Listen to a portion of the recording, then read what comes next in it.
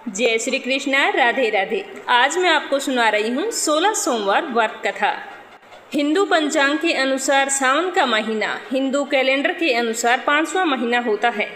सावन के महीने में सोमवार का खास महत्व माना गया है। इस माह में सोमवार के व्रत रखकर भगवान भोलेनाथ को प्रसन्न किया जाता है। इस महीने में कई लोग सोमवार के व्रत शुरू करके 16 सोमवार व्रत रखते हैं। अब की बार साल 2023 में अधिक मास होने के कारण सावन का महीना 2 माह का होगा। इसीलिए सावन का महीना 4 जुलाई से शुरू होकर इसका समापन 31 अगस्त के दिन होने वाला है। धार्मिक ग्रंथों के अनुसार सावन का महीना भगवान भोलेनाथ को समर्पित है।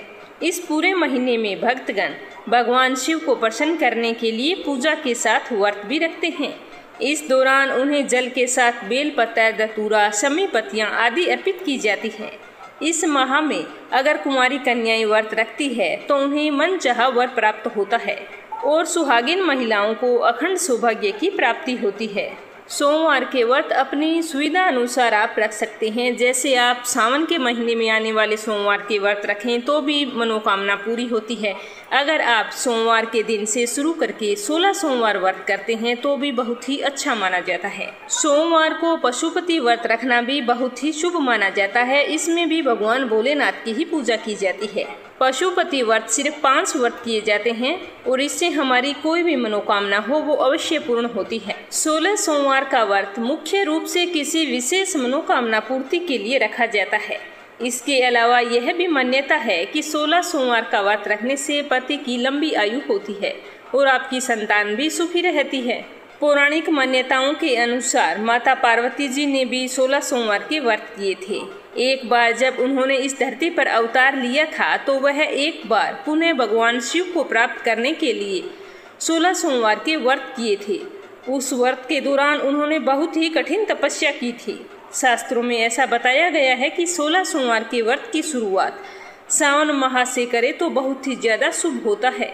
अगर आप भी 16 सोमवार के व्रत शुरू करना चाहते हैं तो इसके लिए आपको सोमवार के दिन सुबह जल्दी उठकर स्नान करना है और उसके बाद में सबसे पहले व्रत का संकल्प लेना है। उसके बाद में शिव गौरी की पूरे विधि विधान से पूजा अर्चना करनी है। व्रत रखें तो एक बात का ध्यान रखें कि कोई भी व्रत हो वो व्रत कथा के बिना पूरा नहीं होता। इसीलिए आप सोमवार के व्रत करना चाहती हैं तो हर व्रत में व्रत कथा अवश्य सुने।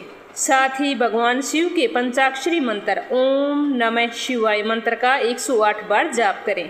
तो आइए सुनते हैं 16 सोमवार व्रत कथा। बोलो शिव गौरी की जय हो। एक बार की बात है कि भगवान शिव और माता पार्वती भ्रमण करते हुए मृत्यु लोक में अमरावती नगरी में आ पहुँचे। उस नगर के राजा ने भगवान शिव का एक विशाल मंदिर बनवा रखा था। शिव और पार्वती जैसे ही वहां गए तो माता पार्वती जी ने कहा कि हे नाथ, मुझे तो ये जगह बहुत ही अच्छी लग रही है। मैं ये चाहती हूँ कि हम यहाँ पर कुछ दिनों के लिए रुक जाएं। तो भगवान भोलेनाथ ने कहा ठीक है। तो शिव और पार्वती जी उसी मंदिर में रहने लगे। एक दिन पार्वती जी ने भगवान शिव से कहा कि हे प्राणनाथ, आज मेरी तो इच्छा चौसर खेलने की हो रही है। तो पार्वती जी की इच्छा जानकर शिव पार्वती के साथ चौसर खेलने के लिए बैठ गए। तो पार्वती जी ने कहा कि अपने चौसर तो खेलेंगे पर अपने हार जीत का फैसला कौन करेगा। तो शिव जी सोचने लगे कि यह तो तुम सच कह रही हो, कोई बताने वाला तो यहाँ पर जरूर होना चाहिए। तभी वहाँ पर मंदिर का पुजारी आ गया। तो माता पार्वती जी ने कहा कि पुजारी जी, आप यहीं पर रुकिए, हम दोनों चौसर खेल रहे हैं। आपको ये निर्णय करना है कि हम दोनों में से जीत किसकी हुई है। तो पार्वती जी की बात सुनकर पुजारी जी ने कहा कि इसमें खेल देखने की और फैसला करने की कोई जरूरत नहीं है। ये तो तय है कि भगवान भोलेनाथ की ही जीत होगी। तो माता पार्वती जी बोली कि हे पुजारी जी, खेल होने से पहले ही आप कैसे बता सकते हैं कि मैं जीती हूँ या तुम्हारे भोलेनाथ। तो इस तरह से वार्तालाप करते हुए खेल शुरू हो गया, परंतु चौसर में शिवजी की हार हो गई और माता पार्वती जी जीत गई। तब माता पार्वती जी को बहुत ही गुस्सा आया। उन्होंने ब्राह्मण को कहा कि तुम्हें झूठ बोलने के अपराध में मैं तुम्हें श्राप देती हूँ कि तू अभी कोढ़ी हो जा। तो माता पार्वती जी के श्राप से पुजारी को उसी समय कोढ़ हो गया और वह बहुत ही दुखी हुआ, हाथ जोड़कर रोने लगा और माता पार्वती जी से माफी मांगने लगा। कि हे माते, मुझे माफ कर दो, मैं अज्ञानी हूँ। लेकिन माता पार्वती जी तो बहुत ही गुस्से में थी, तो उन्होंने पुजारी जी को बिल्कुल ही दया नहीं दिखाई। भगवान भोलेनाथ ने भी कहा कि हे पार्वती, इतनी छोटी सी बात पर किसी को इतनी बड़ी सजा देना ठीक नहीं है। इस समय तुम गुस्से में हो, पर माता पार्वती पर इस बात का कोई भी असर नहीं हुआ। भगवान शिव और माता पार्वती जी उस मंदिर से कैलाश पर्वत पर चले गए। पार्वती जी के श्राप के कारण पुजारी कोडी से बहुत ही दुखी रहने लगा। नगर के सारे स्त्री पुरुष उस पुजारी की परछाई से भी दूर रहने लगे। कुछ लोगों ने यह बात जाकर राजा को बता दी कि मंदिर के पुजारी को तो कोढ़ हो गया है। तो राजा ने गांव वालों की बात सुनकर सोचा कि शायद पुजारी ने कोई पाप किया होगा, तभी उसे कोढ़ हुआ है। तो ऐसे पापी का मंदिर में क्या काम। तो राजा ने पुजारी को मंदिर से निकलवा दिया और उस मंदिर का नया पुजारी बना दिया। कोढ़ी पुजारी मंदिर के बाहर बैठकर भिक्षा मांगने लगा। ऐसा करते करते कई महीनों बीत गए। एक दिन स्वर्गलोक की कुछ अप्सराएं उस मंदिर में पधारी। तो पुजारी की ये हालत देखकर उन्होंने पुजारी से पूछा कि पुजारी जी, आपकी ये हालत कैसे हो गई? पिछली बार जब हम आई थी तब तो आप भले चंगे थे। तो अप्सराओं की बात सुनकर बड़े ही दुखी मन से पुजारी जी ने भगवान शिव और पार्वती जी के चौसर खेलने और पार्वती जी के श्राप देने की सारी कहानी अप्सराओं को सुनाई। तब अप्सराओं ने पुजारी की बात सुनकर बहुत ही दुख प्रकट किया और पुजारी जी से कहा कि तुम्हें ज़्यादा दुखी होने की कोई ज़रूरत नहीं है। तुम ऐसा करो, 16 सोमवार का व्रत पूरे विधि विधान से रखो, सब कुछ ठीक हो जाएगा। तो पुजारी जी ने कहा कि व्रत तो मैं रख लूँगा, लेकिन मुझे व्रत करने की विधि नहीं पता। तो उन्होंने बताया कि सोमवार के दिन सूर्योदय से पहले उठकर स्नान आदि से निवृत्त होकर साफ कपड़े पहनना, आधा सेर गेहूं का आटा लेकर उसके 3 भाग बनाना, फिर घी का दीपक जलाकर गुड़, निवेद, बेल पत्तर, चंदन, अक्षत, फूल, जनेऊ का जोड़ा लेकर प्रदोष काल में भगवान शिव की पूजा अर्चना करना। पूजा के बाद जो गेहूं के आटे से तुमने रोटी का चूरमा बनाया है उसके 3 भाग कर लेना। उसमें से 1 भाग भगवान शिव को अर्पण करना, 1 खुद ग्रहण करना और 1 भाग को मंदिर में उपस्थित वहां लोगों को भगवान का प्रसाद मानकर बांट देना। इस तरह व्रत करते हुए जब 16 सोमवार बीत जाएं तो 17वें सोमवार को 1 पाव आटे की बाटी बनाकर उसमें घी और गुड़ मिलाकर चूरमा बनाना, फिर भगवान शिव को भोग लगाकर वहां पर उपस्थित सारे स्त्री पुरुषों और बच्चों को बांट देना। इस तरह पूरी श्रद्धा से 16 सोमवार के व्रत करने और व्रत कथा सुनने से भगवान शिव तुम्हारे कोढ़ को नष्ट करके तुम्हारी सारी मनोकामनाएं पूरी कर देंगे।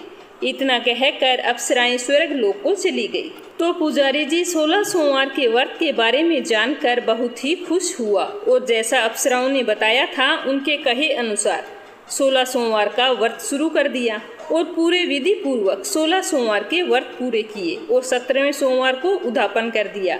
तो भगवान शिव की कृपा से पुजारी का कोढ़ दूर हो गया।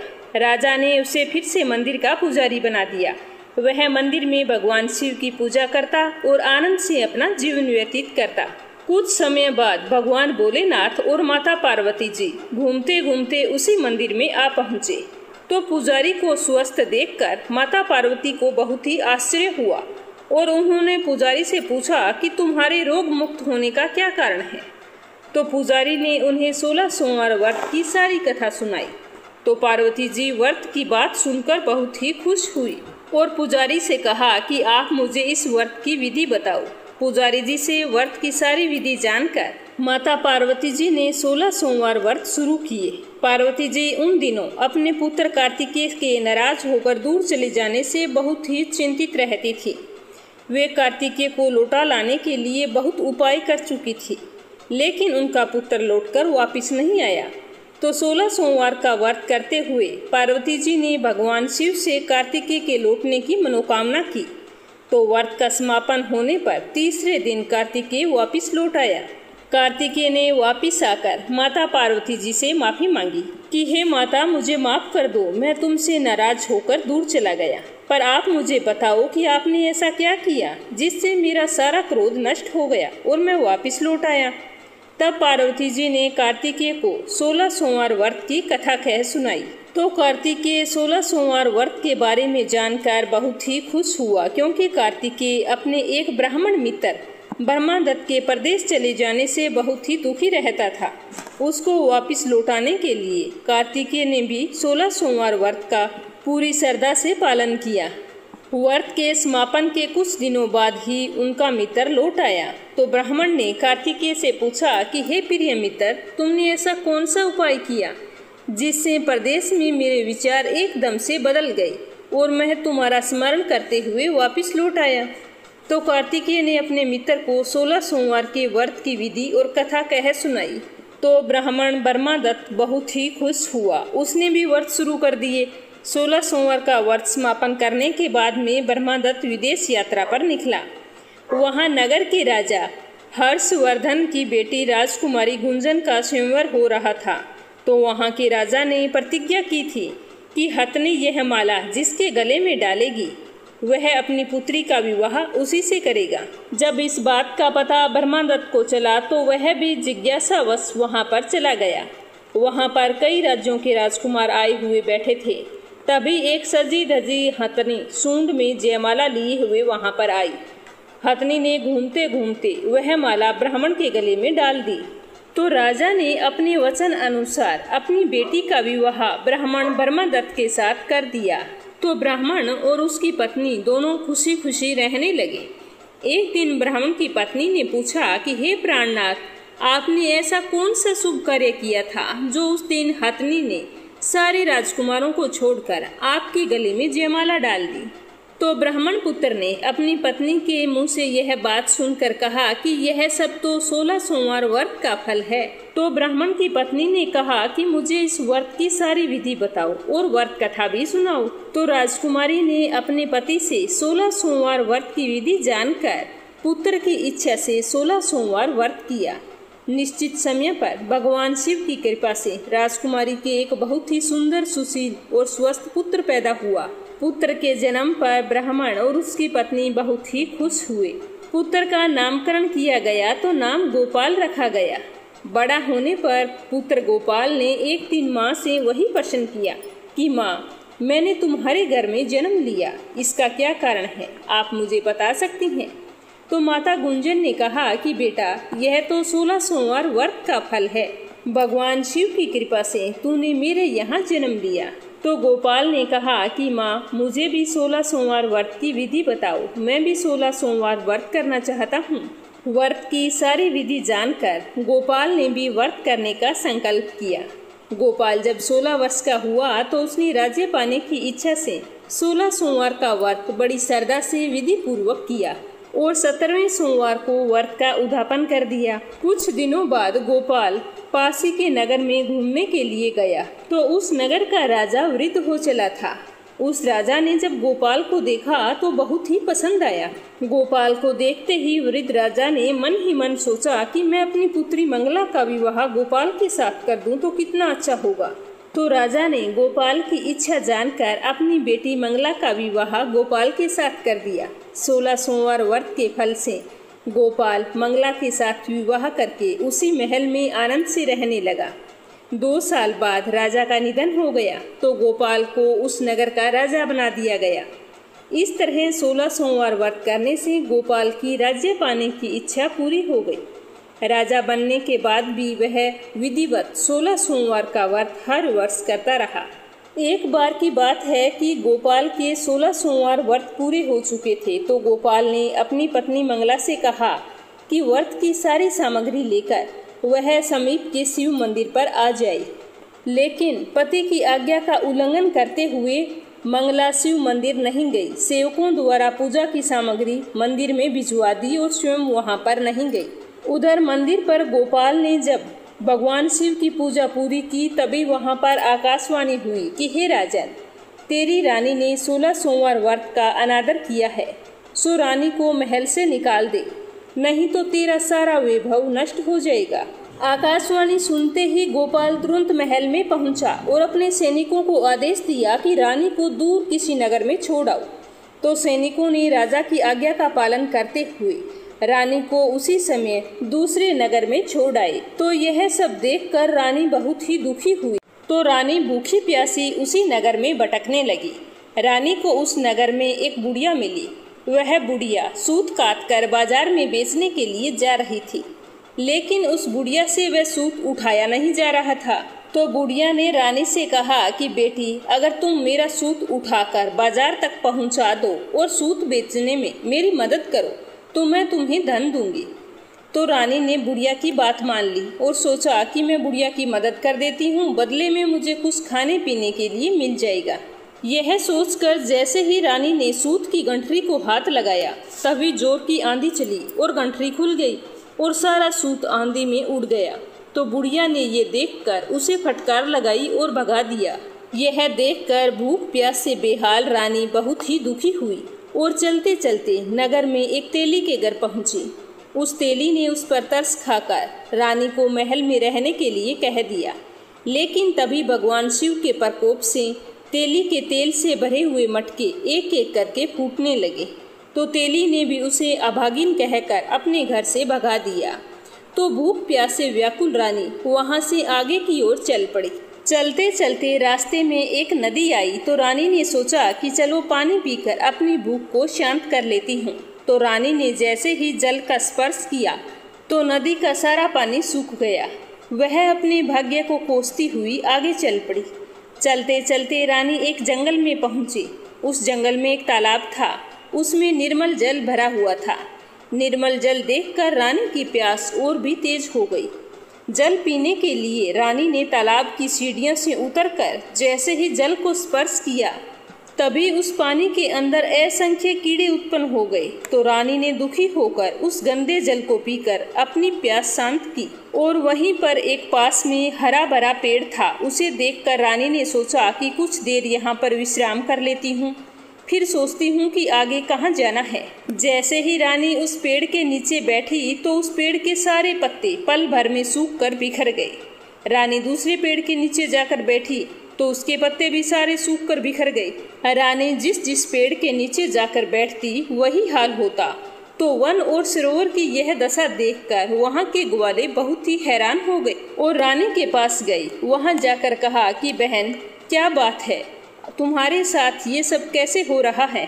तुम हमारे साथ चलो, पास ही में एक मंदिर है, वहाँ पर एक पुजारी जी रहते हैं, वो तुम्हारी समस्या का जरूर समाधान करेंगे।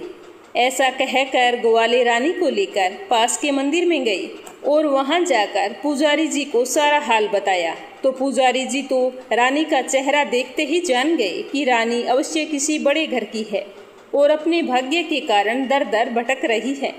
तो पुजारी ने कहा कि पुत्री, तुम्हें चिंता करने की कोई बात नहीं, तुम इस मंदिर में रह सकती हो और भगवान भोलेनाथ की पूजा करो, कुछ ही दिनों में सब कुछ ठीक हो जाएगा। तो पुजारी की बातों से रानी को बहुत ही तसल्ली हुई। रानी उस मंदिर में रहने लगी। रानी जब भोजन बनाती तो सब्जी जल जाती, आटे में कीड़े पड़ जाते, जल से बदबू आने लगती। पुजारी भी रानी के दुर्भाग्य से बहुत ही चिंतित हुए और बोले कि हे पुत्री, अवश्य ही तुझसे कोई अनुचित काम हुआ है जिसके कारण सारे देवता तुमसे नाराज हैं और उनकी नाराजगी की वजह से ही तुम्हारी यह दशा हुई है। तो पुजारी जी की बात सुनकर रानी ने अपने पति के आदेश पर मंदिर में ना जाकर शिव की पूजा में ना शामिल होने की सारी बात बताई। तो रानी की सारी बात सुनकर पुजारी जी ने कहा कि बेटी, तुम्हें चिंता करने की कोई ज़रूरत नहीं है। कल सोमवार है और कल से तुम 16 सोमवार के व्रत करना शुरू कर दो। भगवान शिव तुम्हारी सारी गलतियों को क्षमा कर देंगे। पुजारी जी की बात मानकर रानी ने दूसरे दिन से ही 16 सोमवार के व्रत शुरू कर दिए। रानी सोमवार का व्रत करके भगवान शिव की विधिवत पूजा अर्चना करती और व्रत कथा सुनती। जब रानी ने 17वें सोमवार को विधि पूर्वक व्रत का समापन किया तो उधर उसके पति के मन में रानी की याद आई। राजा ने तुरंत अपने सैनिकों को रानी को ढूंढ कर लाने के लिए भेजा। तो राजा के सैनिक ढूंढते ढूंढते उसी मंदिर पर जा पहुँचे और वहां जाकर रानी को प्रणाम किया और कहा कि राजा ने आपको बुलाया है। तो रानी ने सैनिकों की बात सुनकर लौटने के लिए मना कर दिया। तो सैनिक निराश होकर वापस लौट आए और राजमहल आकर राजा को सारी बात बताई। तो राजा उसी समय स्वयं उसी मंदिर में पुजारी जी के पास पहुँचे और पुजारी जी को प्रणाम करके रानी को महल से निकाल देने वाली सारी बात पुजारी जी को बताकर उनसे क्षमा मांगी। तो पुजारी ने राजा की सारी बात सुनकर कहा कि इसमें तुम्हारी कोई गलती नहीं है, यह सब भगवान शिव के प्रकोप के कारण हुआ है। और फिर पुजारी ने रानी को बुलाकर कहा कि पुत्री, भगवान भोलेनाथ ने तुम्हारी सारी गलतियां माफ कर दी हैं। अब भगवान भोलेनाथ भी यही चाहते हैं कि तुम दोनों साथ रहो, इसमें तुम दोनों की कोई गलती नहीं है। बेटा, तूने भगवान भोलेनाथ का निरादर किया था, उसी वजह से तुम्हें इतने दुख झेलने पड़े। अब तुम सारा गुस्सा छोड़कर राजा के साथ चली जाओ। इतना कहकर पुजारी ने रानी को मंदिर से विदा कर दिया। राजा के साथ रानी महल में पहुंची तो महल में बहुत ही खुशियां मनाई गई। पूरे नगर को सजाया गया। राजा ने ब्राह्मणों को अन्न, वस्त्र और धन का दान दिया। नगर में जितने भी गरीब लोग थे सभी को कपड़ा और जरूरतमंद चीजों का दान किया। इस तरह रानी 16 सोमवार का व्रत करते हुए महल में आनंद पूर्वक रहने लगी। भगवान भोलेनाथ की कृपा से उनका जीवन सुख सौभाग्य से भर गया। 16 सोमवार का व्रत करने और कथा सुनने से मनुष्य की सभी मनोकामनाएं पूरी होती है और जीवन में किसी तरह की कमी नहीं रहती। सारे स्त्री पुरुष आनंद पूर्वक जीवन यापन करते हुए मोक्ष को प्राप्त करते हैं। आज पुरुषोत्तम माह का शुक्ल पक्ष का पहला सोमवार है और सोमवार व्रत शुरू करने का बहुत ही शुभ संयोग है। तो आज से सोमवार के व्रत शुरू करके भगवान भोलेनाथ की कृपा से अपनी मनोकामनाएं पूरी करें। गणेश जी महाराज की जय हो। एक दिन भगवान भोलेनाथ स्नान करने के लिए कैलाश पर्वत से भोगवती गई तो पीछे से माँ पार्वती ने भी स्नान करने की सोची, लेकिन सोचा अभी मैं स्नान करूंगी तो ध्यान कौन रखेगा, अंदर कोई आ ना जाए, बाहर कोई पहरा देने वाला भी होना चाहिए। तो यह सोचकर पार्वती जी ने अपने मेल से एक पुतला बनाकर उस पुतले में जान डाल दी तो वह जीवित हो गया। पुतले में जान आने के बाद देवी पार्वती ने पुतले का नाम गणेश रखा और फिर उससे कहा कि बेटा, मैं स्नान करने जा रही हूँ, मुख्य द्वार पर पहरा देते रहना, कोई भी आए तो उसे अंदर मत आने देना जब तक मैं स्नान करके बाहर ना आऊं। तो उसने कहा ठीक है। जब भगवान भोलेनाथ स्नान करके आए और अंदर जाने लगे तो बाल स्वरूप गणेश जी ने उनको द्वार पर ही रोक दिया। भगवान शिव के लाख कोशिश के बाद भी गणेश ने उसे अंदर नहीं जाने दिया। गणेश जी द्वारा इस तरह बार बार रोकना भगवान शिव को अपना अपमान महसूस हुआ और गुस्से में आकर बालक गणेश का सिर धड़ से अलग कर दिया और अंदर चले गए। शिव जी जब अंदर गए तो वो बहुत ही क्रोधित अवस्था में थे।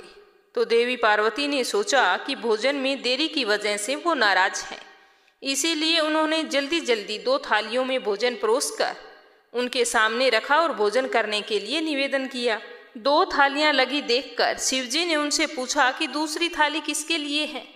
तब माता पार्वती ने कहा कि दूसरी थाली पुत्र गणेश के लिए है जो द्वार पर पहरा दे रहे हैं। तब भगवान शिव ने देवी पार्वती से कहा कि मैंने तो उसका सिर धड़ से अलग कर दिया है, उसने मुझे अंदर नहीं आने दिया था। पार्वती यह सुनकर बहुत ही दुखी हुई और विलाप करने लगी कि स्वामी, मैंने ही उसे बोला था कि जब तक मैं स्नान करके बाहर ना आऊं किसी को अंदर मत आने देना, आपने यह क्या कर दिया। और हाथ जोड़कर गणेश को जीवित करने का आग्रह करने लगी। तब महादेव ने कहा कि यह संभव नहीं है। यह एक ही बात से संभव हो सकता है कि अगर कोई माँ अपने बच्चे की तरफ पीठ करके सो रही है, ऐसा बालक अगर मिल जाता है तो उसका सिर मैं आपके बच्चे पर लगा सकता हूँ। तो यह सुनकर माँ पार्वती बोली कि ऐसा बच्चा कहाँ मिलेगा। तो दोनों ऐसे बच्चे की खोज में निकल गए, पर उन्हें ऐसा कोई बच्चा नहीं मिला जिसकी माँ उसकी तरफ पीठ करके सो रही हो। जब वे ढूंढ कर वापिस आ रहे थे तो रास्ते में एक हथनी सो रही थी और उसने अपने बच्चे की तरफ पीठ कर रखी थी। जब भगवान भोलेनाथ ने यह देखा तो उस हथनी के बच्चे का सर लाकर गणेश की धड़ से जोड़ दिया और वो जीवित हो गया। लेकिन माँ पार्वती गणेश जी का ऐसा रूप देखकर बहुत दुखी हुई और भगवान भोलेनाथ से कहने लगी कि हे नाथ, आपने ये क्या कर दिया।